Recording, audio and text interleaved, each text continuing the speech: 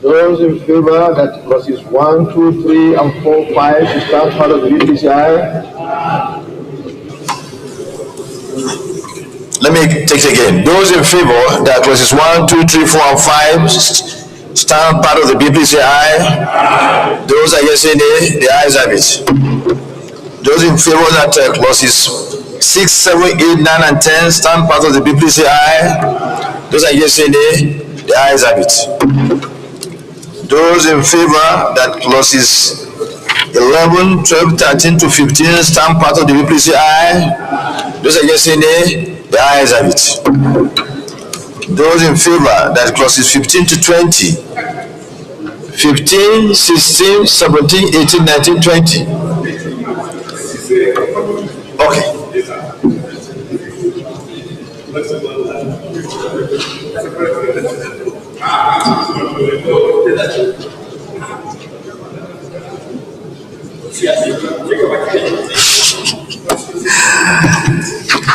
To 20 stand part of the bill, please say aye. Those against say nay, the ayes have it.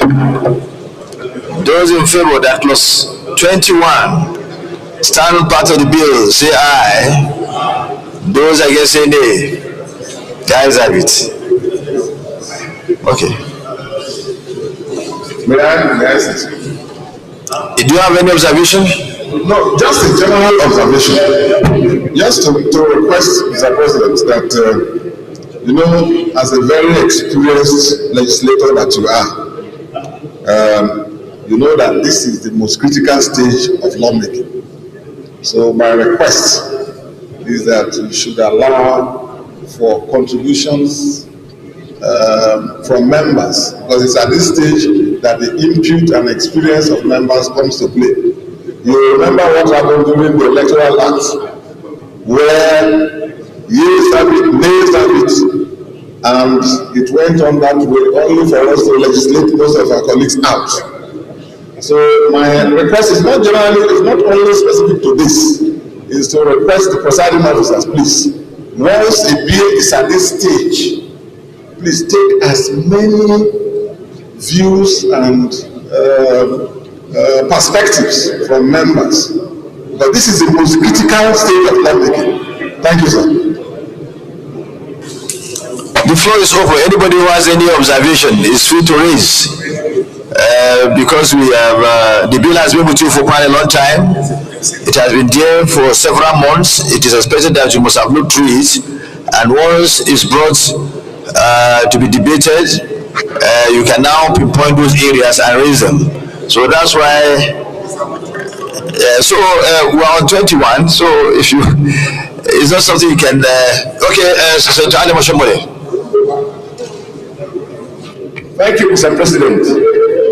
I find courage in the intervention of my third brother, the Distinguished Senator Dixon. My name is Adam Tushimoli, representing the greatest people of Edo North in Edo State. I would say to my colleague here that I think we are sometimes violating our previous decisions. Lawmaking is not like promotion. This will be the subject of managing the most sensitive sector of our economy. But in general terms, any law worth making is worth being properly made. Just like each one of us will be on record as part of the Senate 10th Assembly that passed any law. I do not believe, sir, that even those who are extremely gifted in law, with this volume of document can be submitted to us a minute before and ask us to debate it, and we start debating and passing. I think that every law merit to be distributed at least 1 week before we pass it. The reason we are supposed to have legislative assistance is to enable us to be, because some of us are not lawyers, but even if we are lawyers, I have seen courts be giving lawyers several days to file a response to a petition or by a respondent or the defense, whatever. But honestly speaking, lawmaking shouldn't be seen like emotion. I support Senator Dixon. The other amendment I'm making is that it's not even for us to debate clause by clause. I am not a lawyer, and I'm affected by law.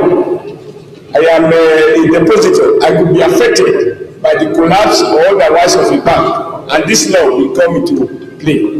So my plea is that not just on this issue, we should not consider any law at the final stage without having the benefit of distributing it at least 1 week before. Those who choose to read can read. Those who refuse to read, they cannot be blamed. But to ask me now to comment on this, the eloquence of the presenter is enough for us to say carry go. But I know that the law, it is written like in the social business, it is in small letters. That is where the devil resides.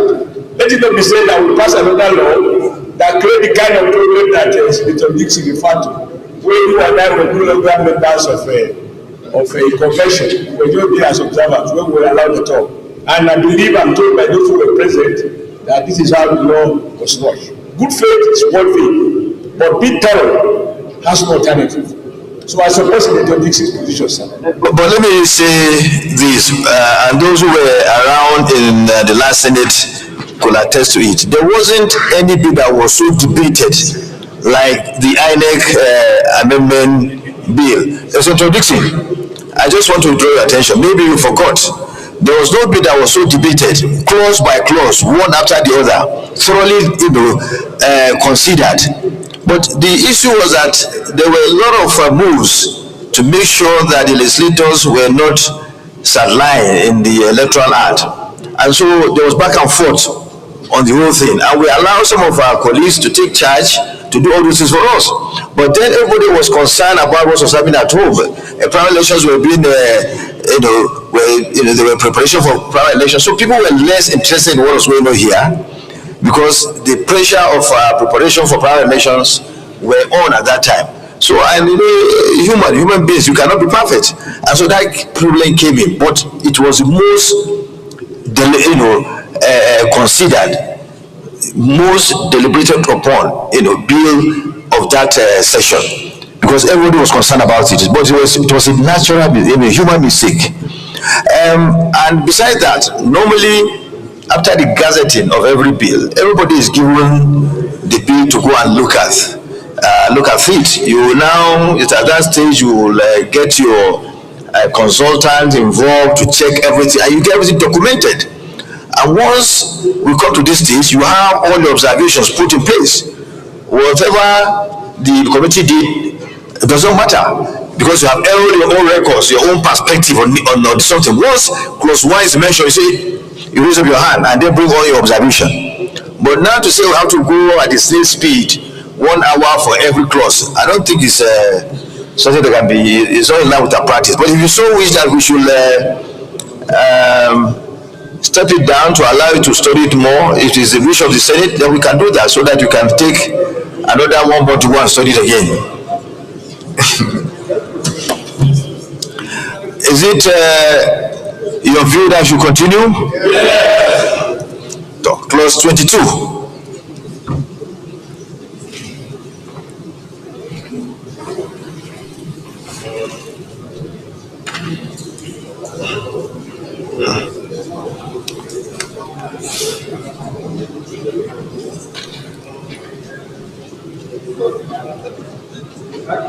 Clause, those in favor that stand part of the people say aye, those against say nay, the ayes have it. Clause 23.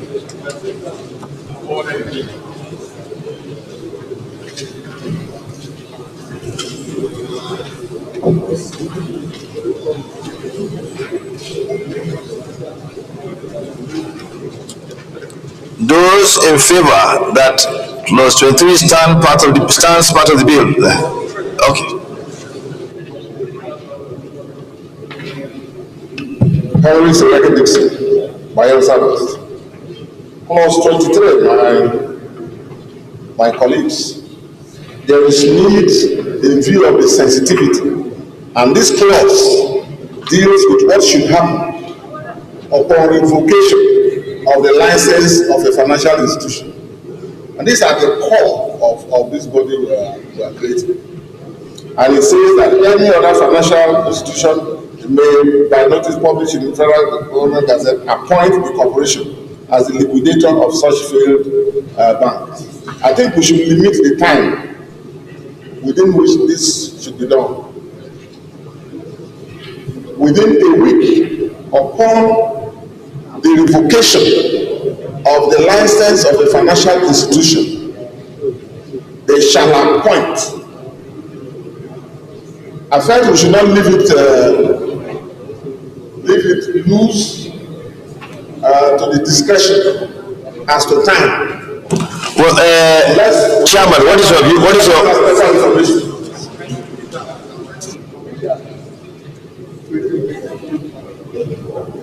page 23?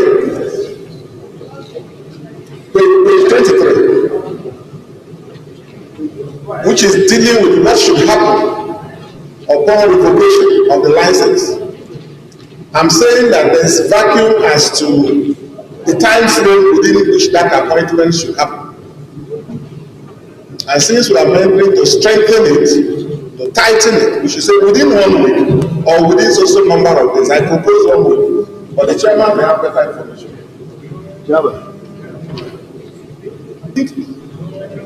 No, well, I think it's clearly stated, if I get what my distinct colleague is saying, it says, yes, it said deleted, yes, so it is all, an insured institution shall give at least 7 days notice to the corporation and the Central Bank of Nigeria, right? I think it's well captured here. And yes, and we have, so I think we have retained what the Principal Act provides for. Are you okay? Are you okay?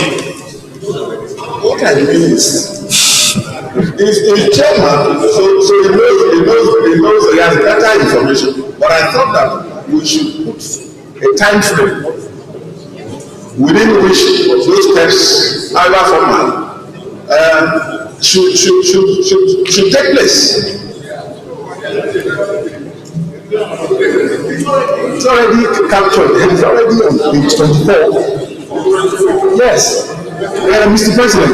In fact, I mean, Senator Dixon is also a member of this committee, and I thought we went through all of this together, even at the public hearing session.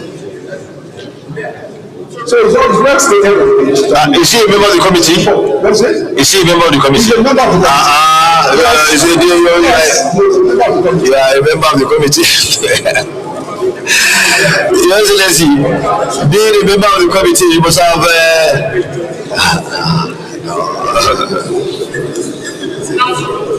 No, it's not absolute. But I think being a member of the, we should have dealt with the matter at the committee level. Well, anyway, you want to move, or let me give you the chance. So it's okay. Senator Marshall, want to say something about it? Yes, sir. Senator Marshall, in any case, the provisions Senator Dixon is talking about is discretionary, it's not mandatory. Following that also, as the chairman of the committee clearly stated, the provision for time limitation is provided for in subsection 3. Yeah. Thank you. Now, clauses 25 or 26? 5, okay. Mr. I tried to get a reasonable sense of the intervention of the committee by deleting the issue of access to the NDIC as a body. I thought you should not grant discretionary powers on the examination of the report that eliminated from the banks only the CBN. Look at what I'm reading. If you look at section 26,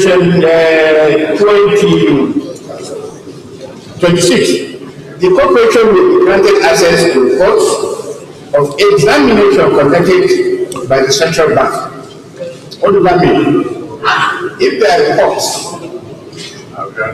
from banks through the NDIC to the CBN, and the CBN and the NDIC now request for the examination undertaken by CBN. Here, this provision is deleted. I thought, like the headings actually prescribed, giving the NDIC some powers all through the acts. I have seen that a lot of these NDIC powers actually taken away. However, why would the CBN be the only regulator that cannot share this information with NDIC that are supposed to be partners? Why should the CBN become so powerful that its report can now be changed just alone and the NDIC does not actually see? Look at correcting the numbering. The Central Bank of Nigeria should have the discretion on the report of the examination that it may share with the corporation. That discretion is not good for balance, is not good for equity. The CBN should share this information with NDIC. And if not, why not?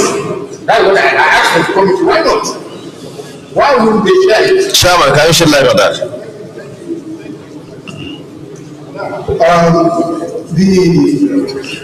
First and foremost, the fact remains that you see the examination rule is jointly done by both the CBN and of course the NDIC, and I think that is sufficient. There are other roles of the CBN that NDIC ordinarily will not participate in, i.e. supervision of the bank. But the examination, it is usually jointly done by both bodies. And I think that for the sake of regulation, that is sufficient. And so, because the role that the NDIC plays is more like beyond the yearly examination, you know, they play more of an after-fact role when, of course, there has been final liquidation of the carry. But even before then, they also participate jointly. So you still have to give the CBN their preserve in terms of their role as the regulator of the entire system. And don't forget, the CBN also is a major shareholder of NDIC. They own 60% of NDIC in terms of the ownership.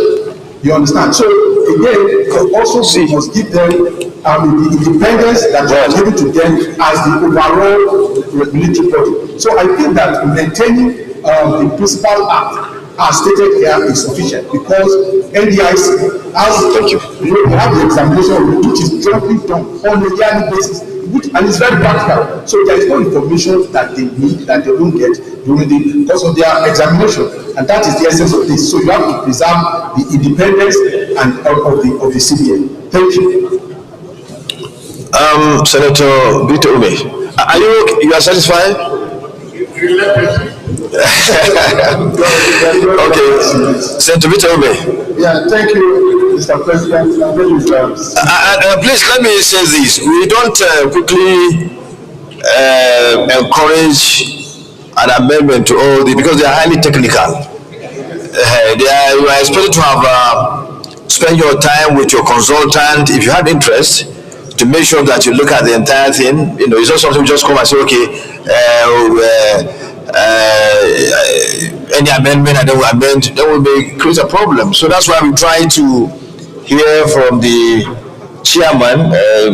Locally, is an accomplished banker, financial expert, That's why we always ask him to have his view, and then we try to look at the entirety and examine that any observation before we go into taking taking vote at all, if there's a need to take the vote at all.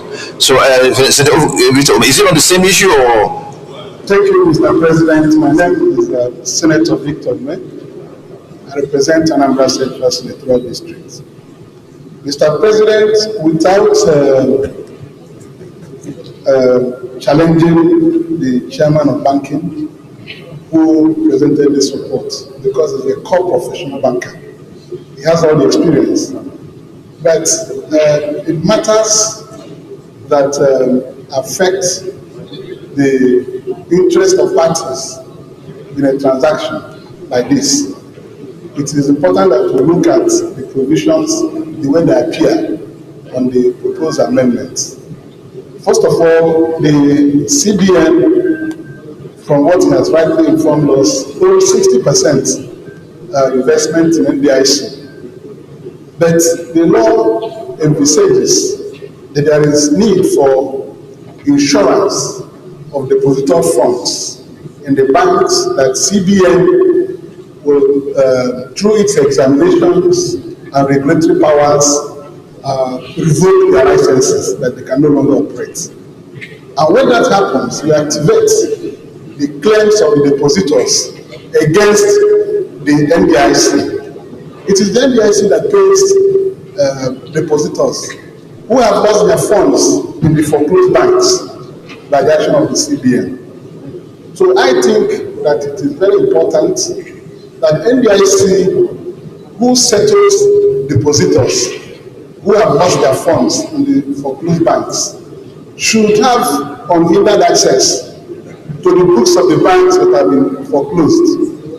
The CBN should not have the discretionary power to make revelations or documents available to the man who pays the depositors, how they arrive at their decision. I was struggling with the act to see any provision where a review of the powers as to what somebody who has lost his money in foreclosed banks, what the person will be entitled to, the type of compensation the person will be entitled to. Because what we know is that once the bank closes its doors on the announcement by the CBN, no matter what you have standing on your balance in the books of the bank, you're entitled to only 50,000 naira. Has it been amended? Can you elaborate so that we don't waste time? What is is that what he's saying? Is it? No. 5 billion. Senator Obe. It is still nothing. My Lord, this thing is very critical. Let's give a chance to respond. Let's give a chance to respond. 700 million. Let's give a chance to respond. Can you respond? He will respond. Let him hear me well. We are representing the public, people who invest and do business in these banks. The Unity Bank lost its license recently, and I know a customer whose money 700 million naira was trapped in the bank. Will 5 million naira be adequate compensation to him? Because when we hear about these laws, we should begin to think about how to make adequate provision for protection of people who have lost their funds in the banks, which the CBN did not give any notice that they should take away the license. And they begin to bank going away every day. Suddenly in the morning, they hear at the bank, license has been revoked, and NDIC will now come to pay 5 million. So there must be a provision in this act, in this amendment, to make it have a human face.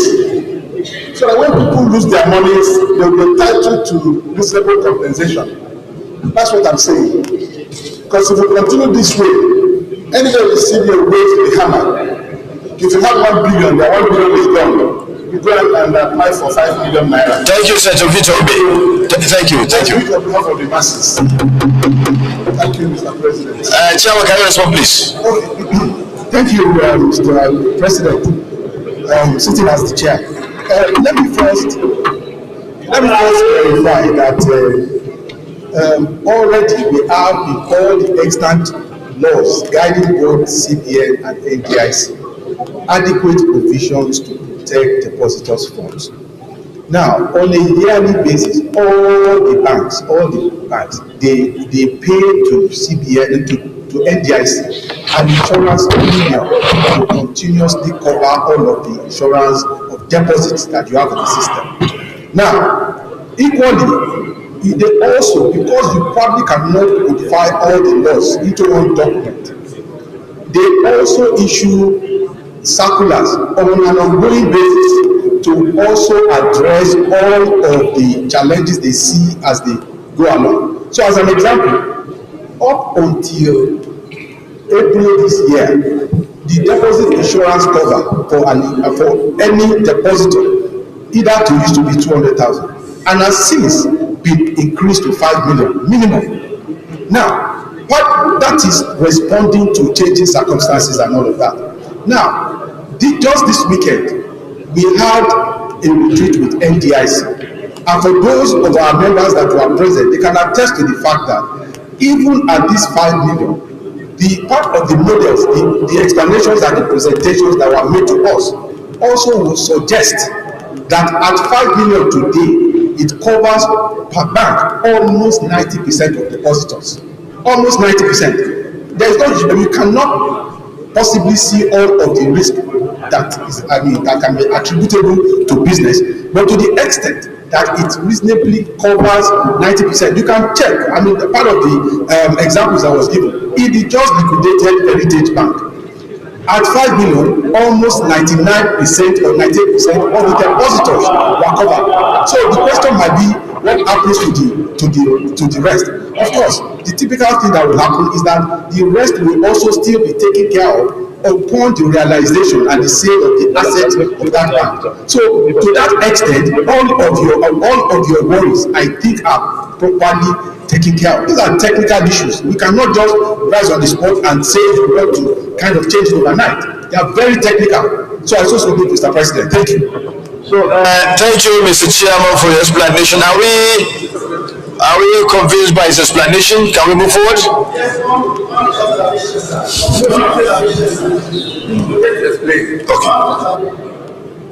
Okay.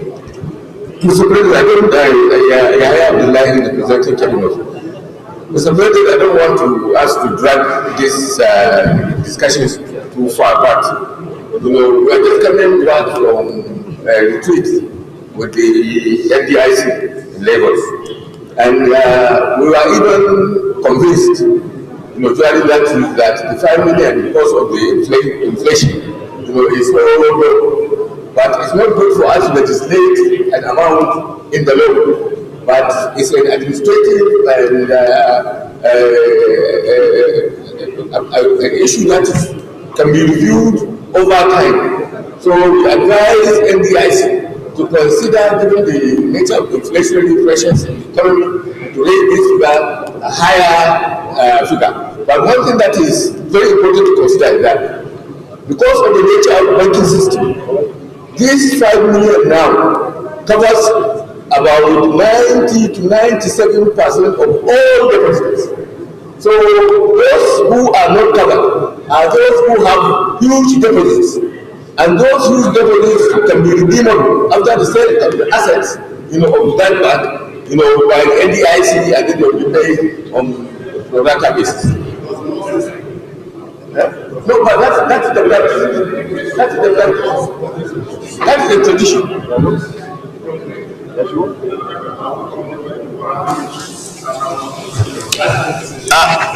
Can we please move forward?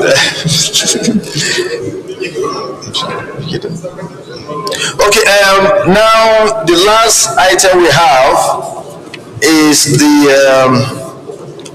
explanatory memorandum. Those in favor that stand part of the bill, please say aye. Those against say nay, the ayes have it. The leader of the Senate, can we move so that we report progress? Move to the committee of the to the plenary to report progress. Thank you, Mr. President, sitting as chair and distinguished colleagues. I rise to move that we go back to plenary to enable the chair to report progress. I so move, Mr. Chairman. Mr. President, distinguished colleagues, I support the motion that the Senate reverse to plenary to enable the chair to report progress. I so second. Those in favor of the motion, please say aye. Those against, say nay. The ayes have it.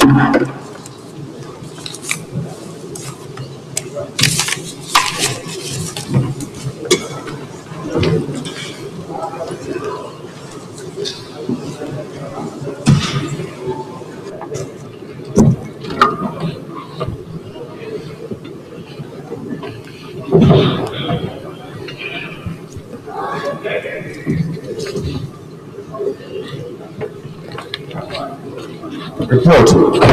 The Senate and the Committee of the Whole consider the report of the Committee on Banking, Insurance and Other Financial Institutions under the Nigerian Deposit Insurance Cooperation NDIC Act, repealed and enactment bill 2024, and approved as follows. Non-title as recommended. Number of clauses plus 1 defenses are recommended. Interpretation plus 27 as recommended. Short title plus 28 as recommended. Schedules, nil, explanation memorandum as recommended. If this is still reflection of what's transpired in the Committee of the Whole. Let me thank, sorry.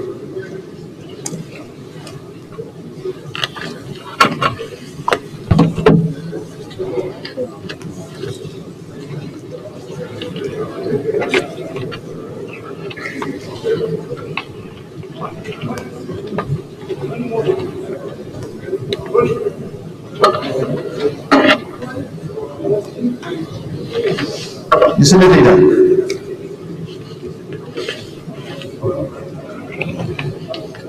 Thank you, Mr. President, distinguished colleagues. I rise to move that the bill be now read the third time. I so move. The clerk of the Senate.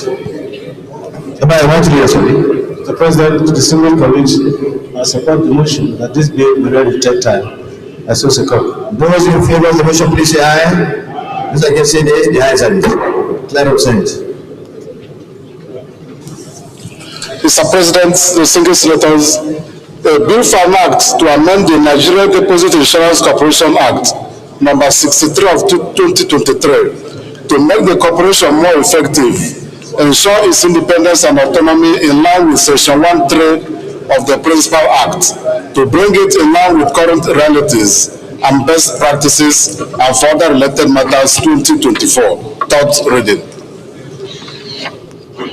A bill for the Act to amend the Nigerian Deposit Insurance Corporation Act number 63 of 2023 to make the operation more effective, ensure its independence and autonomy in line with Section 1 subsection 3 of the Principal Act, to bring it in line with current realities and best practices, and for other related matters 2024 third reading taken and passed. Let me commend the chairman of the committee, Senator Adetukumba, and members of the committee for a job well done. The world is dynamic, so also all sectors, all affairs in the world. The banking industry is an exception. It is therefore necessary that at all times we try to amend our laws to reflect the current realities, and this is what has just been done here. This is good. This is good for our economy, particularly at this period that we want the president is really on his toes to make sure that he's changing the fortunes of our economic well-being in this country. It is therefore necessary that also we need to fine-tune our laws to grow with the zeal of Mr. President to bring prosperity to this country. Chairman, we thank you for what you've done. Leader of the Senate.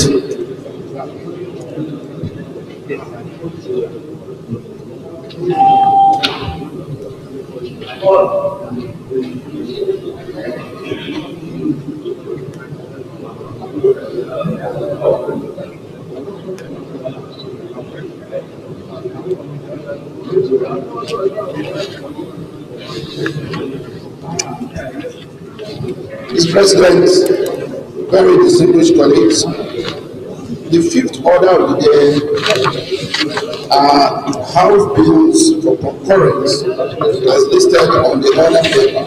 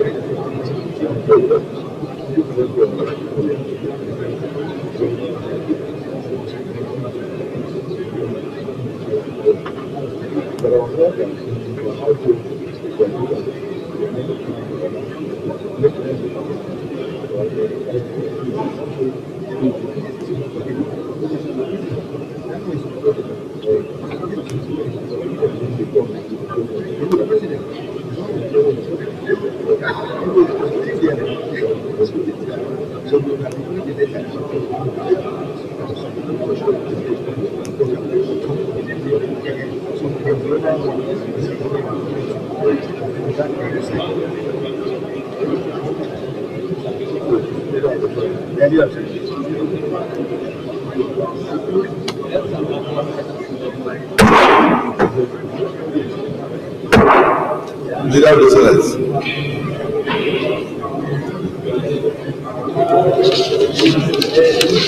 Mr. President, very distinguished colleagues, the fifth order of the day are the House bill for concurrence as listed on the order paper. Distinguished colleagues, these are the Nigerian Forest Security Service Bill 2024-AB90 and the Nigerian Port Economic Regulatory Agency Bill 2024-AB1038. Mr. President and distinguished colleagues, these are bills for concurrence from the House of Representatives. And Mr. President, if I have your permission, I will present my very short debate on these bills. Please proceed. Mr. President, very distinguished colleagues,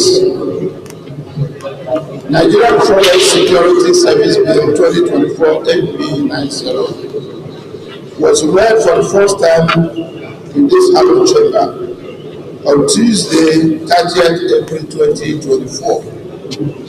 This bill seeks to establish the Nigerian Hunters and Forest Security Service for the prevention and combating of crimes in the Nigerian forests and other related activities of the service within the Nigerian forests.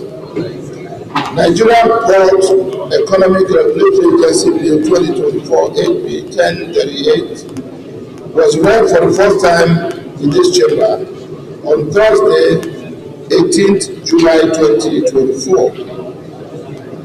This bill seeks to repeal the Nigeria Shippers Council Act, Cap N133, Laws of the Federation of Nigeria 2004, and enact the Nigerian Port Economic Regulatory Agency Act to provide for economic regulation of port services. Mr. President and distinguished colleagues, the objectives of these bills are: one, to establish the Nigerian Port Economic Regulatory Agency as an economic regulatory authority, hereinafter referred to in this bill as the agency for port services, hereinafter referred to in this bill as regulated services, and to set out the objectives, scope, functions, and powers of the agency. Two, to establish a regulatory framework for the effective and efficient economic regulation of regulated services and related activities, for the control of tariffs, rates, and charges to guard against arbitrariness. Three, to monitor compliance of regulated service providers and users in the regulated sector with the provisions of this bill, and advise the government through the minister on matters related thereto. And finally, to promote the automation and digitalization of all cargo reception and handling processes and procedures. Mr. President, my respected colleagues, these are straightforward and non-controversial and have gone through the necessary legislative process in the House of Representatives. I therefore urge you all to support the second reading of these bills as we refer them to the Committee of the Whole for clause-by-clause consideration. I thank you.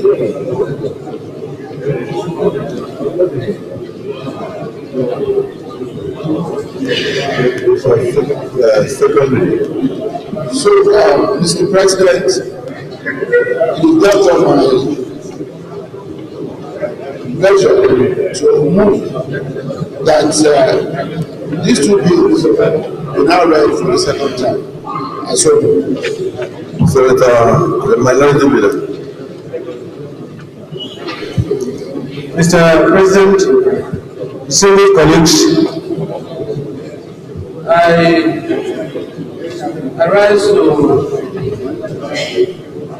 reluctantly second this motion for the second reading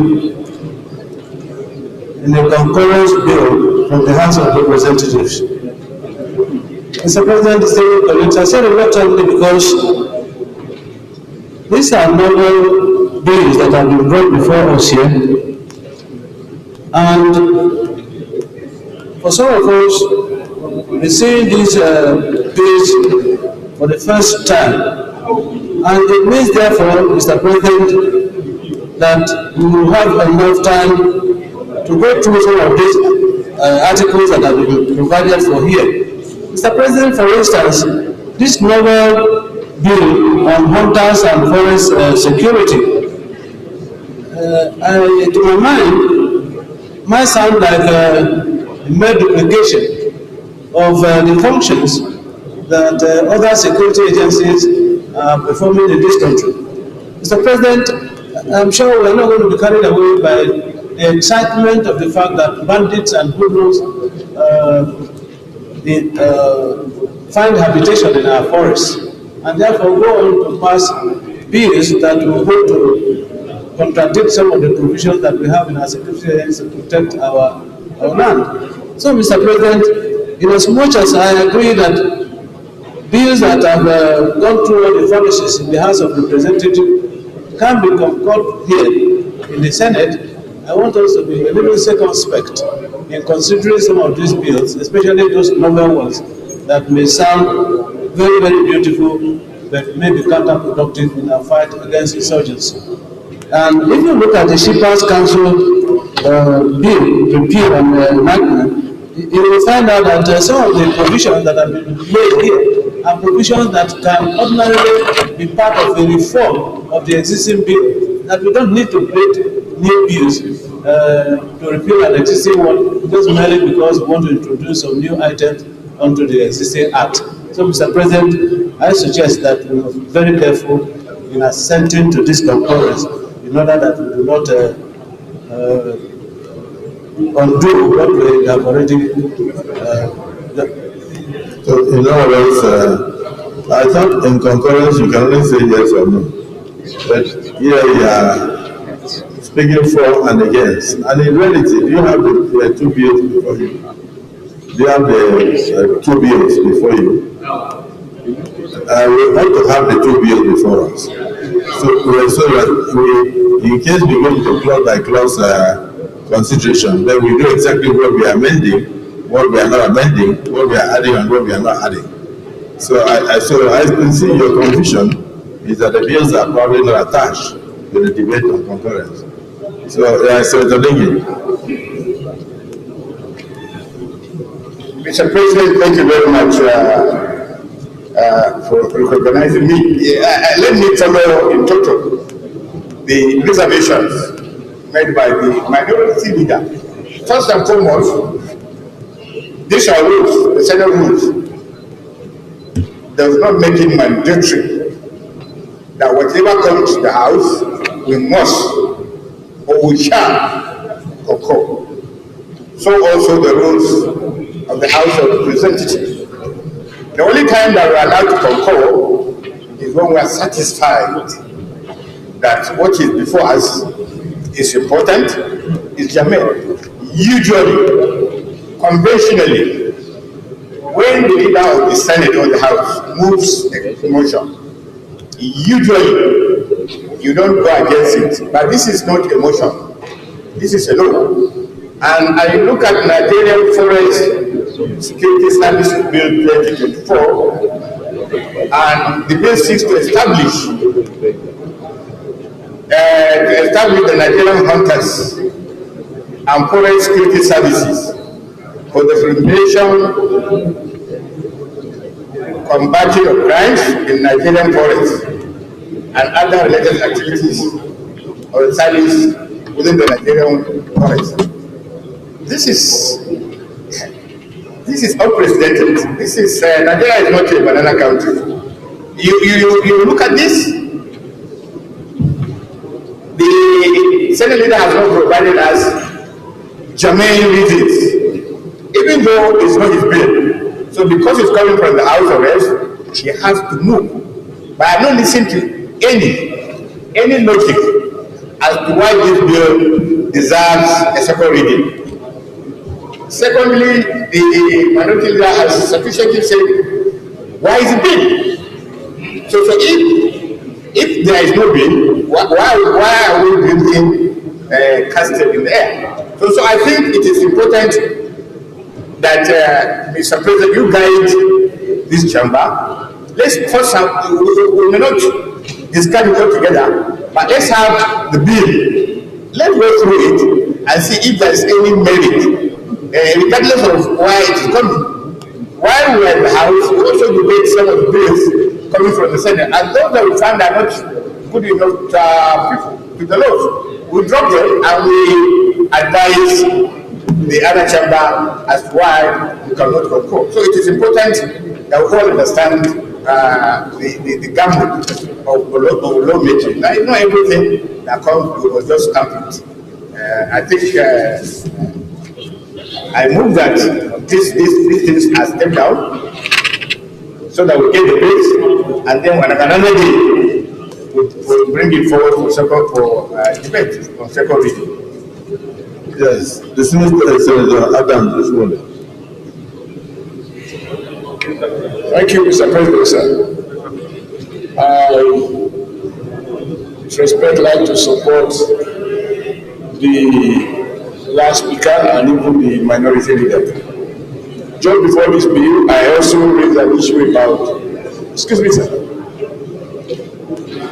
about the idea of not passing the law that is not before us. But these are not formalities. The other is the issue of concurrence. I think it is not for nothing that the Nigerian Constitution provided for the bicameral legislature. You have the Senate, you have the House of Reps. If it was the intention of the Constitution that whatever one of the houses passed, the other should endorse as a matter of solidarity, I believe, Mr. President, with profound respect, it will not be worth the taxpayers' money. I think the whole idea of having the House of Reps and Senate is that if any impurity slip through one chamber, the other chamber can correct it.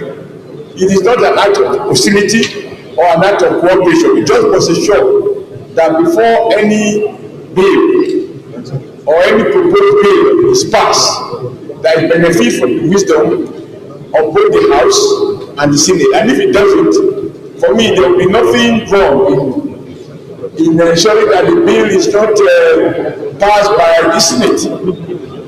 It is also, sir, when we are creating a new law, and it bears repeating that we can't be expected as responsible senators to be debating a piece of legislation, a proposal, to establish something completely new that has to do with security.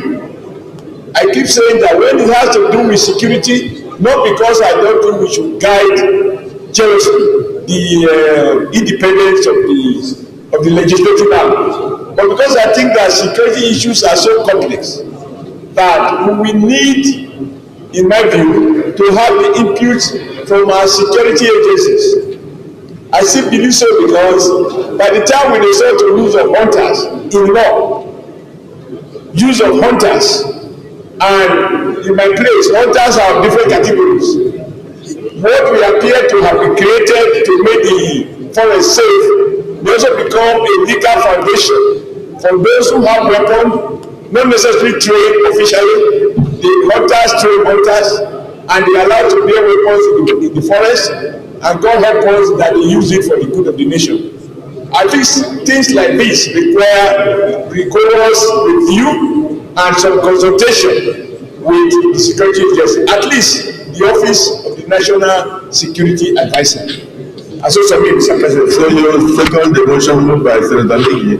I do support, sir. That we step down the two bills until the full details are provided for Senator to scrutinize clause by clause before it goes for second reading. Thank you, Mr. President. I hereby move to support the position of the Distinguished Senator Nimi that we step down this bill for another bill. Yes.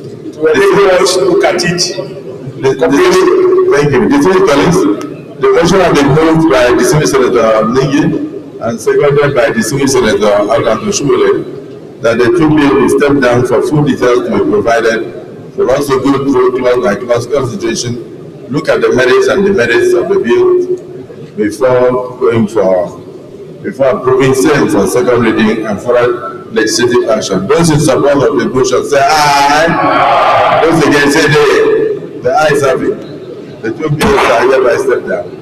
Let me thank members for their contributions and further reiterate the fact that whenever a bill calls for concurrence before us, it is not that we must take it in total. It is expected that we do our work also by looking at the clause by clause, taking our time to see whether the merits and demerits before we arrive at whether it should go forward or not. And that is what the House also does when we send things to them. The Senate leader is obligated to at least lead the debate and produce the bills for concurrence. And thereafter, distinguished senators are expected to do their work diligently to ensure that what we pass will stand the test of time and then will serve posterity and the nation effectively. Senate leader, in the absence of any other thing on our agenda, on other paper, I must thank the distinguished senators and thank the Deputy Senate President for the speedy manner in which you have conducted today's event, and to say that myself and the Honorable Speaker, Right Honorable Tajuddin Abbas, were invited to the launching of the 2025 Armed Forces emblem to honor our fallen heroes. And during the occasion, we took time also to participate and to make pledges on your behalf.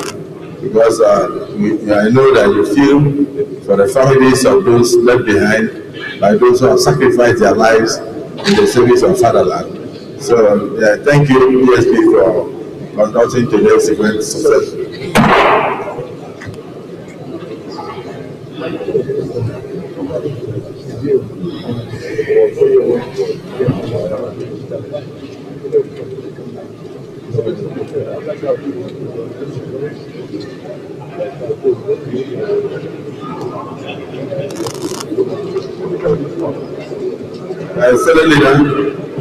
Student leader,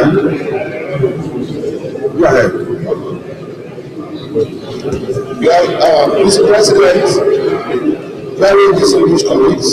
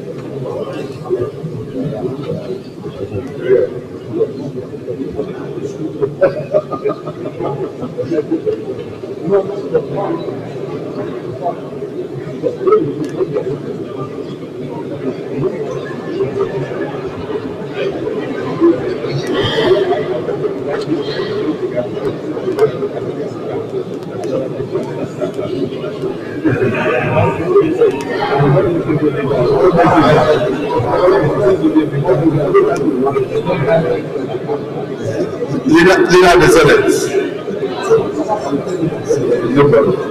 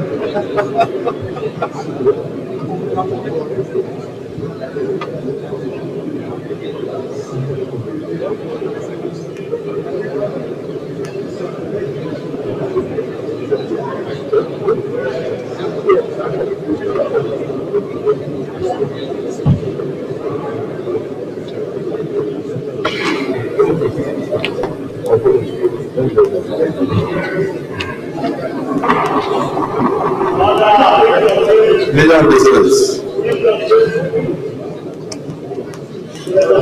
Thank you, Mr. President. Very distinguished colleagues. Mr. President,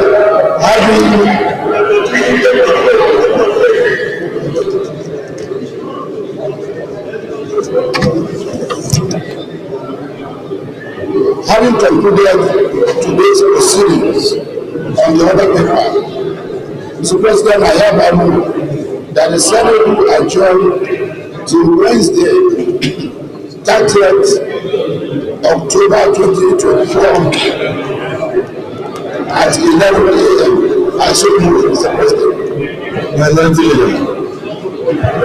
Mr. President, distinguished colleagues, having exhausted all the items on the other paper, I second the motion that this Senate adjourns until the next legislative day. I so support. Distinguished colleagues, the motion has been moved for adjournment and seconded by the minority leader. I therefore put the question. Those who support that this August Assembly now adjourn to the 30th day of October 2024, say aye. And those against say nay. Those against say nay. The ayes have it.